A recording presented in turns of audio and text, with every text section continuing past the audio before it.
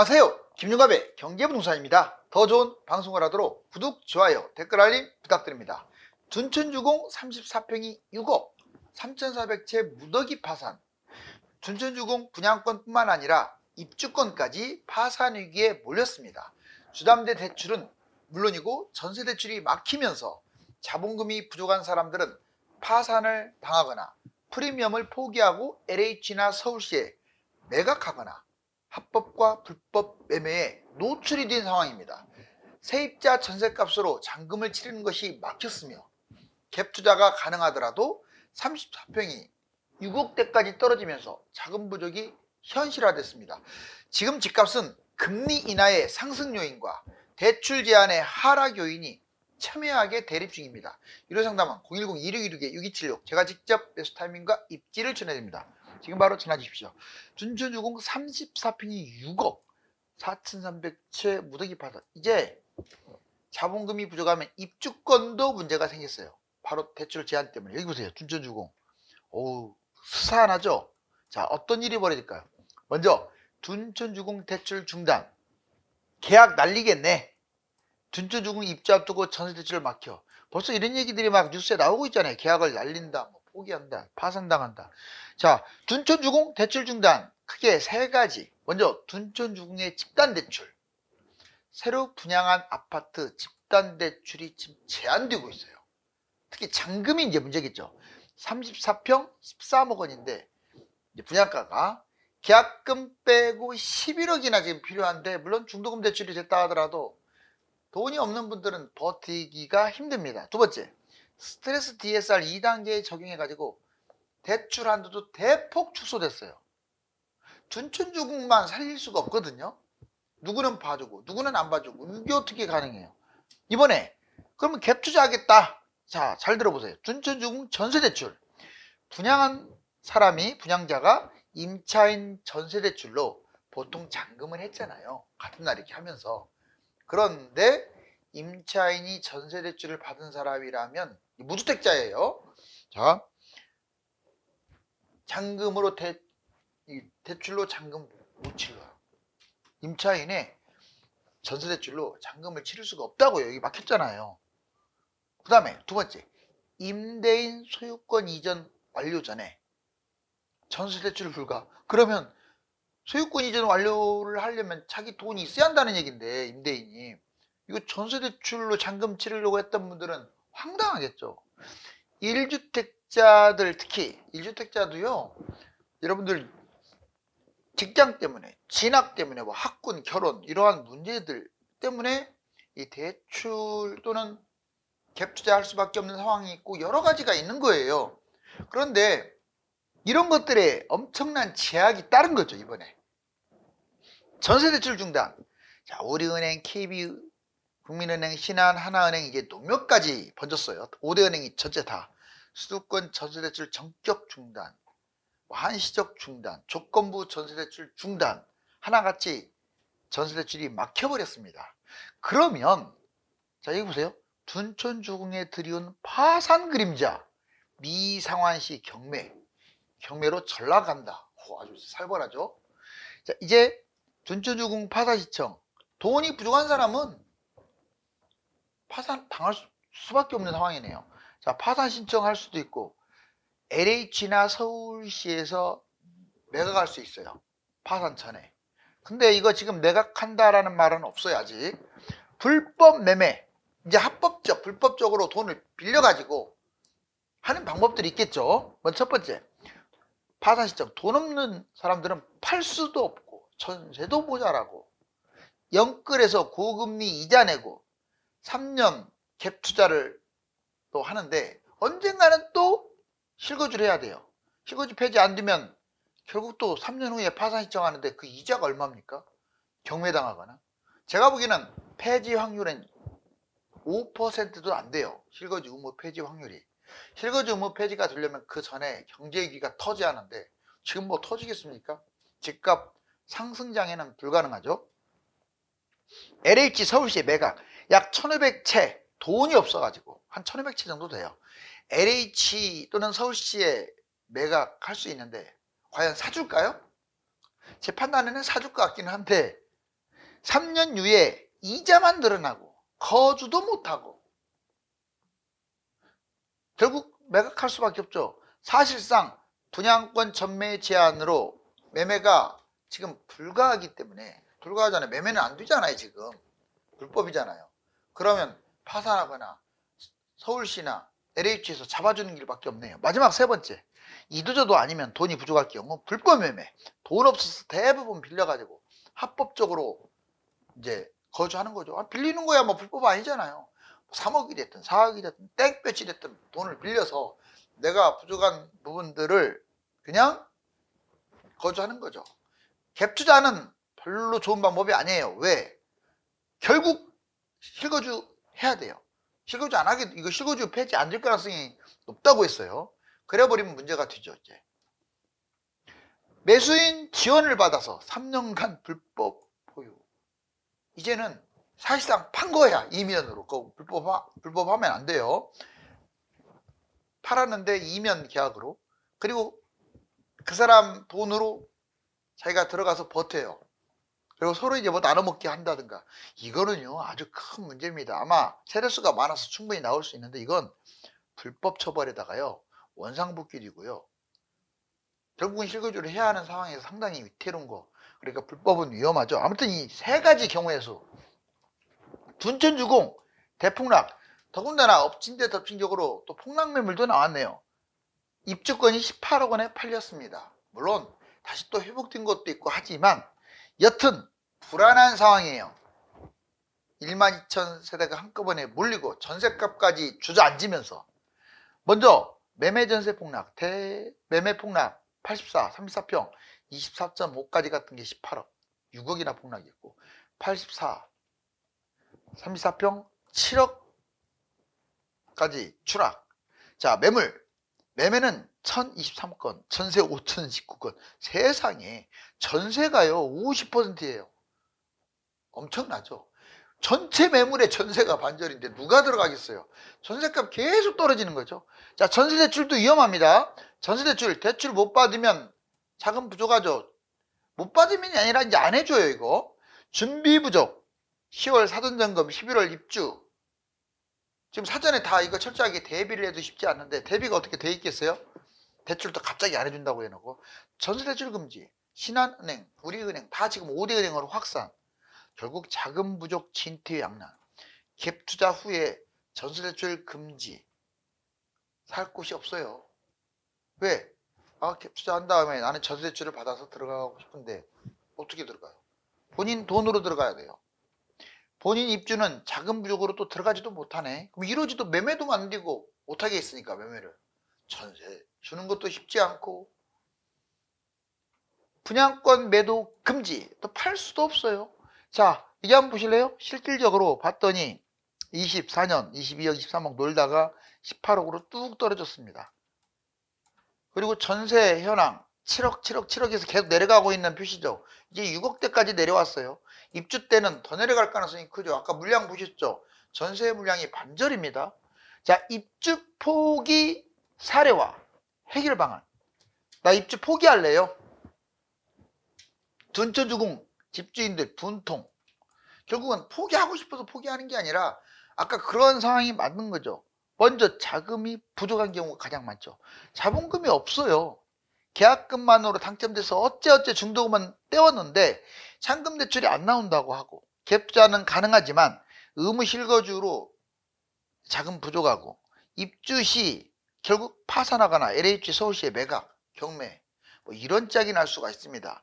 두 번째, 갭 투자 부족. 갭 투자를 해도 너무 떨어졌어요, 전세가. 그리고 그 돈으로 잔금을 치를 수가 없어요. 없는 돈, 갭 투자, 전세 대출도 안 된다고 금방 얘기했잖아요. 빌려서 갭 투자해도 거주 비용을 감당할 수가 없습니다. 감당을 하더라도 나중에 천문학적으로 이자가 쌓여. 물론 지금 피가 많이 붙었기 때문에 나중에 실거주 의무만 폐지된다면 딱 좋은데 그게 안 되면 힘들겠죠. 시간 소요, 돈이 없어서 3년 갭 투자 플러스 거주, 시간만 무진장이 낭비하는 꼴. 하락장에 내려가면 그럴 가능성은 좀 적죠. 피가 많이 올라서 빚이 많이 늘어나겠죠. 분양권 전매 목표로 잡은 분들이 대부분 지금 입주 포기할 가능성이 높아요. 갈아타기. 자, 입주권 많이 올라. 이번에는 이제 분양권이 아닙니다. 입주권이 많이 올랐어요. 더 좋은 곳으로 갈아탄다. 왜? 지금 이런 문제점이 있으니까 폭락할 것 같으니까. 설령 이런 문제가 있다고 하더라도 나는 폭락을 한다는 생각은 안 들어요.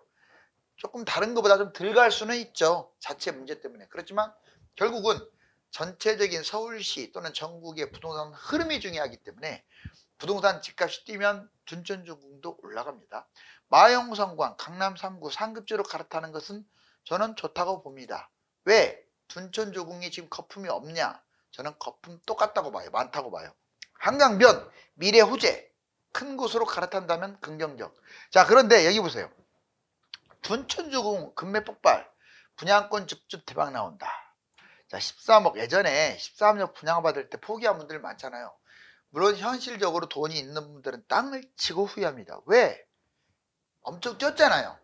그렇기 때문에 2022년 역대급 부동산 폭락장에 이게 분양을 해서 22년 폭락 34평 10억, 13억. 이때만 해도 분양할 때만 해도 고분양이라는 인식이 좀 있었어요.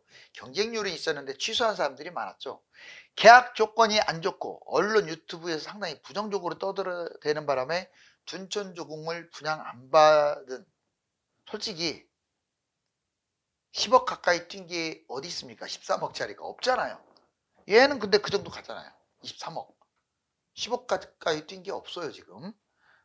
많이 뛰어야 이 금액대에서는 5억입니다. 자금 부족, 폭탄 매물, 정부 제한, 전매 제한 해지, 실거주 의무 폐지. 자, 국회 반대 실거주 폐지했고 뭐 3년 유예를 시켰죠. 결국은 실거주 못하는 4,500채 파산 경매 LH에 떠넘기거나 이렇게 된다라고 했고, 여기 보실래요? 둔촌주공 줍줍 대박. 이제 이걸 지켜보시는 분들은 여기죠. 이거죠. 둔촌주공 현재 시세가 21에서 23억, 피가 10억 붙었는데 실거주를 못하면 이제 이런 매물들이 막 쏟아질 거 아닙니까? 이걸 직접적으로 살 수 있는 건 아니에요. 매매 금지니까. 그렇다고 입주권이 이렇게 떨어진 것도 아니고. 자, 줍줍 예상. 이제 줍줍을 받는 거죠. 경쟁률은 10만 100만 대 1로 갈 것 같습니다. 자, 서울 아파트 매매 전세 대폭락 사례. 정말 많이 빠졌어요. 아직도 회복 못한 것들 많아요. 한번 말씀드려볼까요? 레미안 솔베뉴 25평 14.4억이 8.7억 40% 마이너스.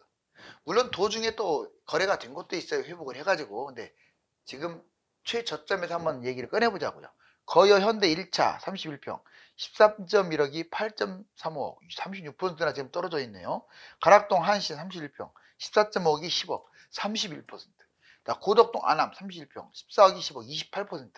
가락동 쌍용 1차 33평 17억이 12.7억 25%. 암사 선사현대 35평 15.7억이 12.7억 25%. 지금도 이렇게 회복을 못하고 있는 아파트들 많습니다. 구축만 그런 게 아니라 신축도 그래요. 자, 그 다음 둔촌주공 실거주 의무가 생각보다는 심각하죠. 실거주 의무 법안이 폐지돼 가지고 그때부터 이제 이미 꼬인 거죠. 포기 시점 거주 의무 일단 폐지가 무산됐기 때문에 포기. 입주 시 만약에 내가 포기할 수밖에 없다 그러면, 버틸 수가 없다 그러면 입주 시 던지는 게 좋겠네요. 자본 부족, 전세 급락. 그렇죠. 그런데 내가 어떻게든지 버틸 수 있다. 자, 그리고 나중에 3년 후에 거주할 수 있다. 뭐 빚을 내든 땡볕을 내든 그러면 하는 게 좋아요. 아, 왜 포기합니까? 10억이 지금 이미 10억이 뛰었는데. 그럼 앞으로 한 5년 지나서 뭐 올랐다 떨어졌다 하겠지만 얘가 여기서 끝날까요?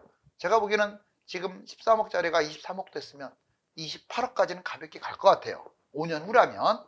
그러면 포기할 이유가 없죠. 버틸 수 있다면 버텨야 하는데 그 돈이 버틸 돈이 없으면 포기해야죠. 입주 시에. 입주 3년 후 실거주의에 마감. 보유 포기. 3년 후에 입주를 못하니까 그때 포기하면 손해가 더 크겠죠. 다만 이게 유예가 나도 장담은 못하지만 이제 의무 실거주가 폐지. 그러면 참 다행이잖아요. 그 가능성이 높지 않아요. 포기 방법, 파산, 경매, LH 제공 불법 이렇게 많네요. 둔촌주공, 정부 13대책 전매 완화, 실거주 의무가 폐지되고 자, 폐지시켰다고 정부는 했어요. 근데 결국 실거주 의무 3년 이후에 돼도 결국 나중에 2년을 해야 돼요. 국회 통과가 그렇게 됐기 때문에. 자금 없다면 파산 경매 이렇게 돼버리겠죠. 얘 문제가 아니에요. 또 5만 가구의 문제예요. 보세요. 실거주 의무 3년 후에 약 지금까지 77개 5만 가구고요. 서울 이러한 아파트들이 있고 서울만이 아니라 일부 경기도도 있어요. 둔촌주공 집값폭락 전세대출 위험. 그런데 우리가 둔촌주공에 대한 오해가 좀 있어요. 오해. 그걸 좀 풀어볼게요. 파산, 경매, 와, 땡 잡았다. 저거 내가 싸게 잡으면 끝내주겠다. 이거 안 돼요.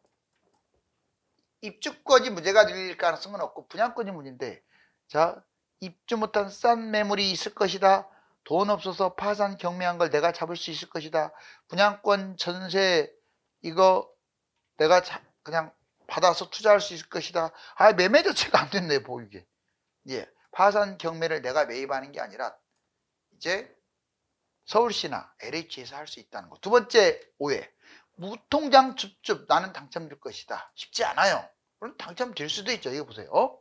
물량이 많아서 제가 아까 그랬잖아요. 몇만 대, 몇십만 대 이렇게 갈 거라고. 당첨돼도 투자가 별로일 것이다. 별로입니까? 지금 10억대였는데. 이거 오해라고요. 분양자 1,000원이 줍줍할 수 있을 것이다. 물량 많으니까 1,000만에 경쟁률 치열합니다.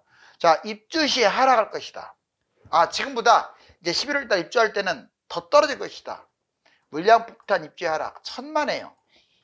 조금 덜 갈 수는 있어요. 그렇지만 지금 부동산 흐름이 상승장이기 때문에 얘 지금 보세요. 올림픽 선수촌이나 헬리오시티랑 거의 비슷하게 뛰고 있잖아요. 전세가가 하락하면 매매가 폭락할 것이다. 1,000만에요. 자, 전세가가 5억이 된다 하더라도 매매가는 올라갑니다. 말썽 많아서 하락할 것이다. 에이, 그런 게 어디 있어요. 결국 지금 여기에 써진 것들은 오해다 이 말이에요. 반대로 생각. 주변 투자 최고. 새 아파트 중 자, 얘가 최고다. 1,000만에요. 자, 저는 개인적으로 얘보다 장미 1, 2차라 구축 올림픽